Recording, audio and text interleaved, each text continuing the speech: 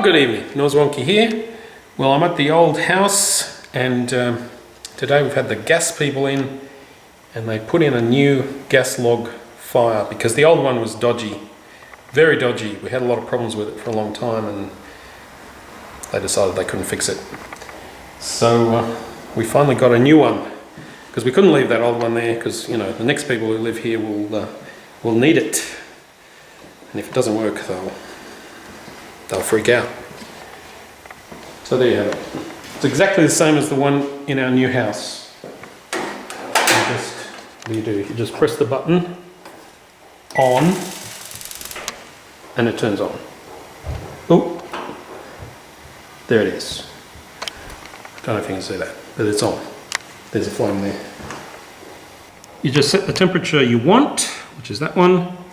That's the actual temperature and that's the temperature you want. And you just adjust it like that.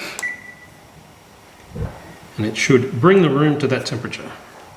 And there's other fancy timer options and stuff. But of course it wouldn't be a Noswonky video without debacles.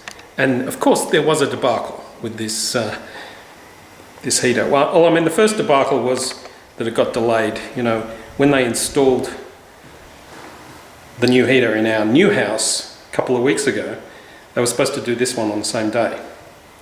But by the time they finished, it was too late. They didn't have time. And one of the guys was really sick with flu. It sounded like he had TB.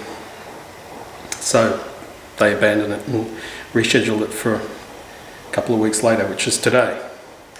But the debacle today is that